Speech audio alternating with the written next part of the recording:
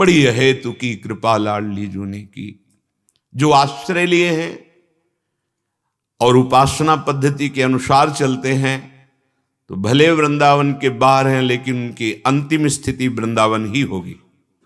पर जो प्रगट में वृंदावन वास कर रहे हैं, अहो भाग्य, धन्याति धन्य, मानो अब कुछ प्राप्त करना बाकी नहीं रह गया, वृंदावन मिल गया। श्रीपाद कह रहे हैं देहांतावधि,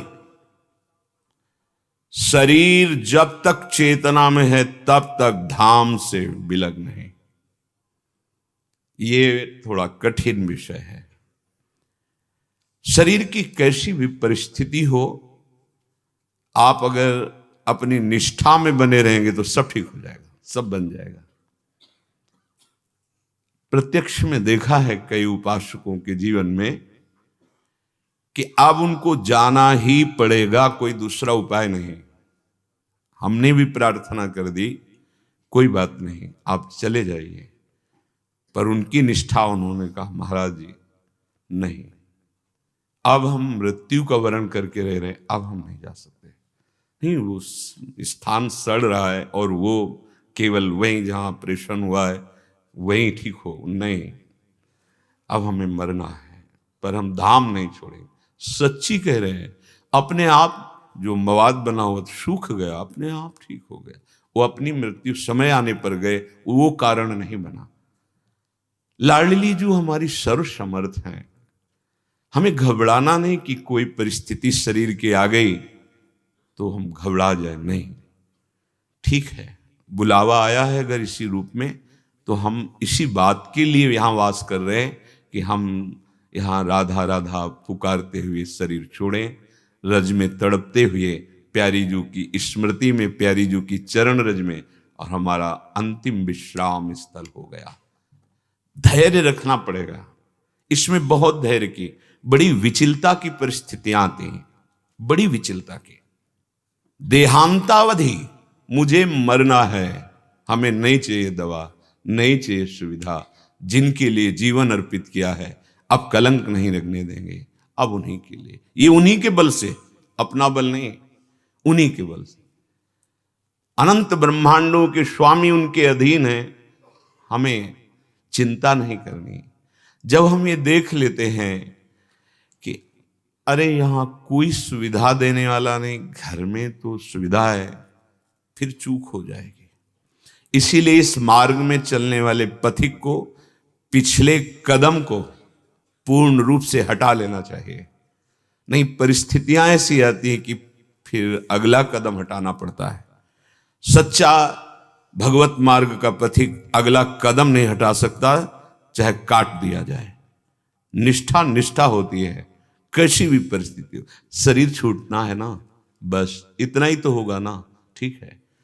अरे दिल में बीमारी है, हमको बाहर जाना पड़ेगा, तो बाहर जाके जिस दिन श्वास पूरी होनी है बचा नहीं लेगा कोई, नहीं, ठीक है।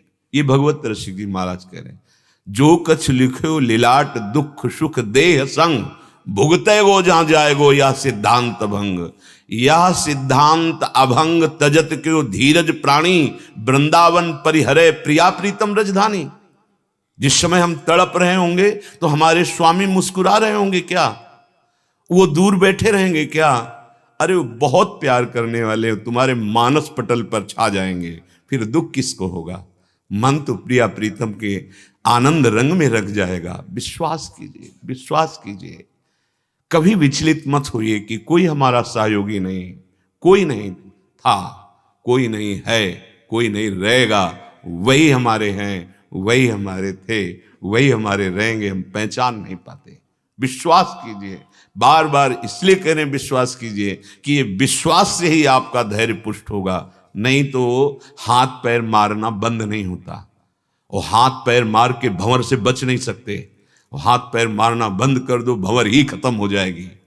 ये ऐसा मार्ग, विश्वास कीजिए, बिन विश्वास भगति नहीं। सो पुनीत, शरीर भी पवित्र और हृदय भी पवित्र, जिसकी जिह्वा पे नाम सवायाभ्यांतर शुचि, बाहर और भीतर दोनों जगह से पावन हो जाता है। जिसकी जिह्वा पे नाम चल, सोई कुलवंता। जो नाम जप रहा है राधा राधा राधा, हो बत स्वपच तो गरीयान यज्ञाग्ञे वर्तते नाम तुभ्यम, वो स्वपच भी सबसे श्रेष्ठ है जिसकी जिह्वा पे नाम चल रहा है। सोई कुलवंता जाको निशिवास रही, राधा नाम चिंता। रात दिन चिंतन हो रहा है राधा नाम का, और एक ही चिंता है कहीं नाम छूट न जाए।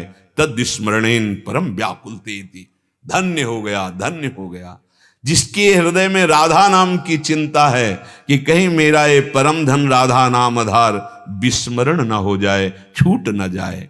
जोग यज्ञ तीरथ व्रत राधा नाम माही, राधा नाम बिना और कलि उपाय नाही। चाहे जितना और कुछ कर लो, कलिकाल है, सिद्धावस्था नहीं प्राप्त हो सकती। अलग अलग युगों का युग धर्म होता है, इसमें कलयुग केवल नाम आधारा, सुमिर सुमिर नर उतर ही पारा।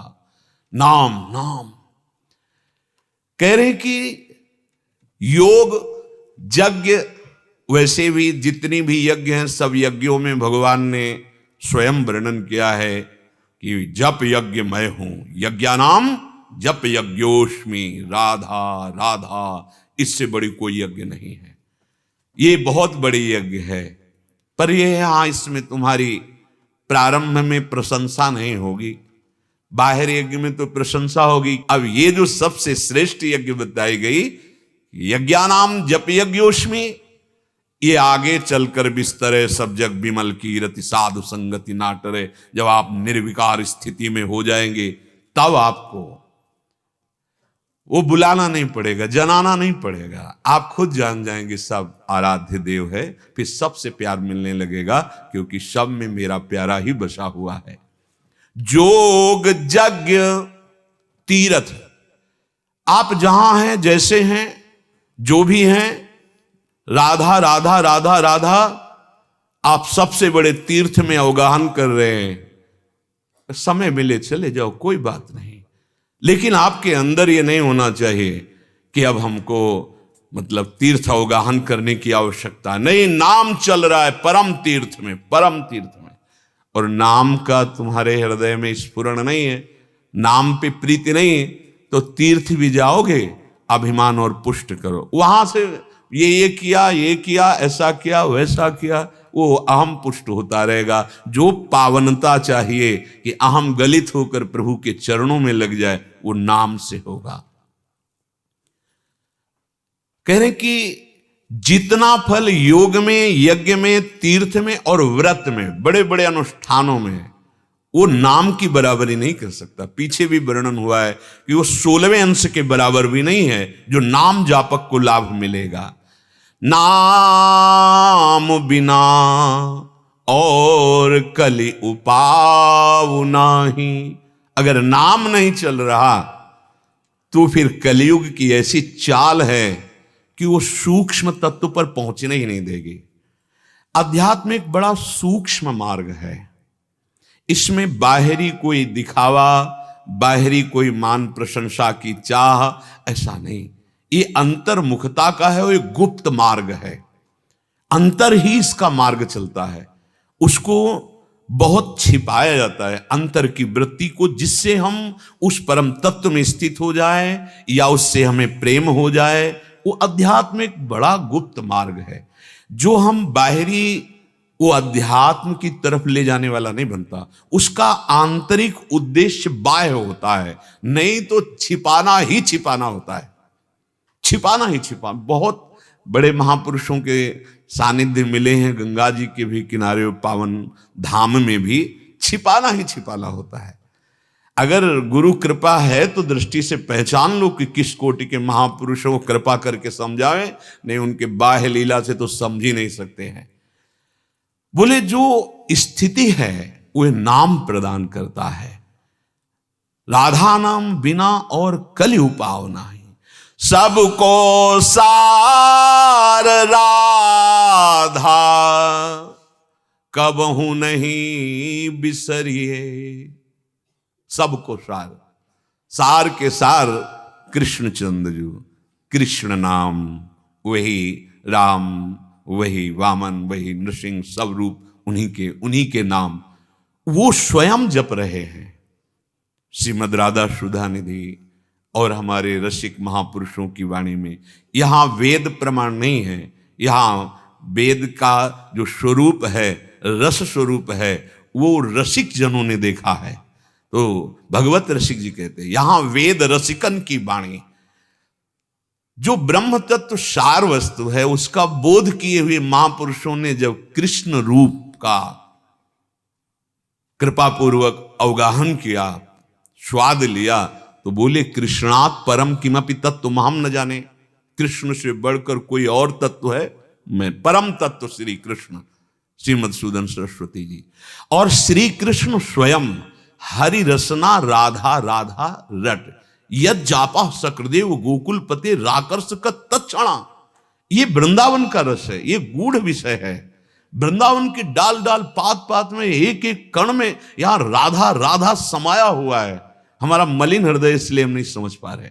राधा बोले सबको सार, जैसे उन्होंने कहा कृष्णात् परम तत्व हम न जाने, तो कृष्ण का सार है किशोरी जी। कृष्ण का जो प्रेम स्वरूप है, जो उनके हृदय का आह्लाद है, वो जब रूप धारण किया तो राधा रूप हुआ। सांद्रानंद घन प्रेम मूर्ति किशोरी, इसीलिए जपत हरि विवश तव नाम प्रतिपद विमल। राधा राधा राधा वंशी से और अपनी जिह्वा से भी राधा राधा राधा। सबको सार राधा कबहू नहीं बिसरिए, राधा नाम लेके अब भव सागर तरिए।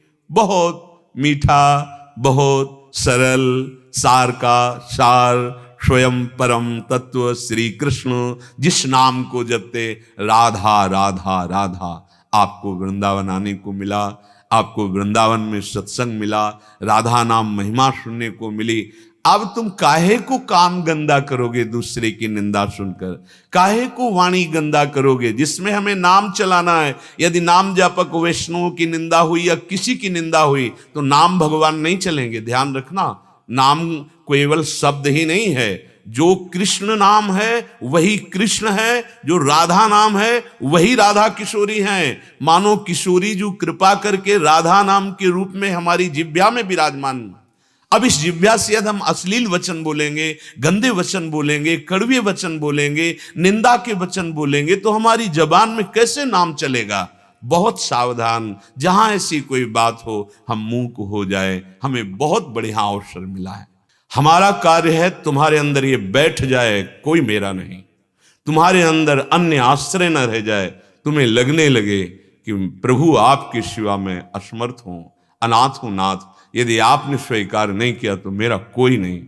ये हमारी आंतरिक युक्ति है, जिस युक्ति से प्रिया प्रीतम का आकर्षण होता है। नाथ अनाथन हित समर्थ मोहन श्री राधा। ये तभी हो सकता है जब विश्वास पूर्वक, निष्ठा पूर्वक हम धाम को, गुरुदेव के वचनों को, नाम को स्वीकार करें। देहांतावधि वधि रायते श्रुतिस्ताम। देखो, बड़ी करुणा करके कह रहे हैं, मैं तुम्हारी स्तुति करता हूं। किसकी? वृंदावन की नहीं, जो अखंड वृंदावन वास ले लिए हैं मृत्यु पर्यंत। श्रुतिस्ताम, मैं स्तवन करता हूं, तुम्हारे स्तुति करता हूं, हाथ जोड़ के प्रार्थना करता हूं कि मेरी बात मान लो। क्या मान लो? दोषानाम श्रवण विधौ परस्य। तुम कभी किसी के दोष अपने कानों से मत सुनो। हाथ जोड़ की स्तुति करता हूं, हे अखंड वृंदावनवासी, तुमने जो जीवन पर्यंत वृंदावनवास स्वीकार किया, बहुत जल्दी तुम्हें आनंद की अनुभूति हो जाएगी। मेरी प्रार्थना मान लो। श्रीपाद कह रहे हैं, कह रहे दोषानाम श्रवण विधौ परस्य, दूसरे के दोष की बात कान से सुनना बंद कर दो, धाम की रहनी में आ जाओ। ज्यादा व्यवहार करना, ज्यादा लोगों से मिलना जुलना, भगवत भाव अगर नहीं बना है तो फंस जाओगे। इसीलिए सिद्धांत लागू कर दिया जाता है कि आप इस नियम के अनुसार चलें, आप मिलने, क्योंकि आप अभी जित संग दोषा नहीं हुए। कोई भी विषय, कोई भी व्यक्ति, कोई भी घटना, कोई भी परिस्थिति आपके चित्त को फंसा लेगी। नहीं नहीं, आपको इस सीमा में रहना है, और सीमा में रहते रहते जब परिपक्व हो गए तो आप पूरे विश्व में तुम्हें कोई नहीं फंसा सकता। जित संग दोषा विषयान ग्रहणंत मुंचंत हुआ, कैसी महिमा है। वो विषयों के बीच में रहते हुए भी निर्विषय रहता है। अभी एकांत में रहते हुए विषयों से हटके भी विषय चिंतन होता है। बहुत कमजोर स्थिति है। पर निंदा के केते आवत नहीं कछु हाथ, मूर्ख पर्वत पाप को ले चल अपने साथ। जो कथन करते हैं और श्रवण करते हैं दूसरे के दोषों का, दोनों एक ही अपराध माना जाता है। जैसे लीला गायन और श्रवण दोनों का एक ही फल है, एक ही फल है। गावत श्रवणन सुनत सुखाकर विश्व दुरित दवनी। प्रियालाल की लीला का गायन करना और लीला श्रवण करना दोनों बराबर फल प्रदान करते हैं। ऐसे ही पर निंदा करना और पर निंदा सुनना दोनों बराबर फल प्रदान करते हैं। क्या फल? पाप की गठरी। क्यों? आपका लक्ष्य वृंदावन वास करके प्रिया प्रीतम से मिलना है, तो क्यों किसी की निंदा सुनो? अगर कोई निंदा कर रहा है, राधा राधा राधा राधा, कान में अंगुली डाला, ऐसा आदेश है। संत शंभु श्रीपद अपवादा, कही सुनीत अस मर्यादा। काटी जीभ तासु जो बसाई, श्रवण मूंद नत चले पर आई। भगवान की निंदा, भक्तों की निंदा, संतों की निंदा, भक्ति की निंदा आदि आदि जो कर रहे हैं, तो बोले मर्यादा है ऐसी, या तो उसकी जबान बंद करो और या कान में उंगली डालो, चल दो। भक्त का स्वभाव लड़ना झगड़ना नहीं है। हमें उसके प्रति कोई व्यवहार नहीं करना कटु ना प्रिय, हमें उदासीन हो जाना है। कान में उंगली डाले, राधा राधा राधा चल दिए। बहुत जल्दी आपका भजन बढ़ने लगेगा। ये जो भजन विक्षिप्त होता है ना, तो आप निंदा नहीं करते पर सुन लेते हैं, ये बहुत बड़ी हानि हो जाती है। हम किसी की जब बड़ाई करेंगे तो सावधान रहें, देखना शब्द रपट जाएगा और किसी की निंदा कर बैठेगा। इसीलिए कहा गया, तात सुनो मायाकृत गुण और दोष अनेक, गुण या उभय न देखी, देखी सो अविवेक। हे तात, ये गुण और दोष मायाकृत है। सबसे बड़ा गुण विवेक ये है कि हम किसी के भी गुण दोष की चर्चा न करके भगवान की प्रियालाल की लीलाओं का गायन श्रवण करें, उनकी वार्ता करें। बोधयंता परस्परम, क्यों हम किसी व्यक्ति के गुण दोष का वर्णन करके अपराधी बने? हम अपने मन को मलिन करें, पाप बुद्धि बढ़ाएं। श्रीपाद हाथ जोड़ के प्रार्थना करते हैं, कितनी करुणा है इनकी। स्तुति करता हूं तुम्हारी, क्योंकि तुम वृंदावन वास स्वीकार किए हो, पर मेरी बात मान लो। दोषानाम श्रवण विधौ परस्य, किसी की भी दोष वाली बात आप कान से, तेरे भावे जो करे भलो बुरो संसार, नारायण तू बैठ के अपनो भवन बुहार। पहली बात तो सब भगवत स्वरूप है, मुझे अपने हृदय में ये प्राप्त करना है। गुण दोष मायाकृत हैं। जैसे कोई बहुत गुण है तो किसके हैं? माया जनित ही तो है। गुणमानी संसार और सकल गुण प्रीति बिनु, भगवत प्रेम नहीं तो उन गुणों को क्या करेंगे लेके? तो हमें न किसी के गुण की तरफ देखना है, न किसी की दोष की तरफ देखना है। क्यों? गुण वर्णन करने में कोई दोष नहीं है, लेकिन जहां हम किसी एक के गुण वर्णन करेंगे तो जिह्वा फिसल कर उदाहरण में चली जाएगी और वो दोष वर्णन कर दे ही देगी दूसरे का। बस हम चूक कर बैठे और फिर आप देखना भजन में विक्षेप पड़ने लगेगा, आप समझ नहीं पाएंगे, अरुचि होने लगेगी।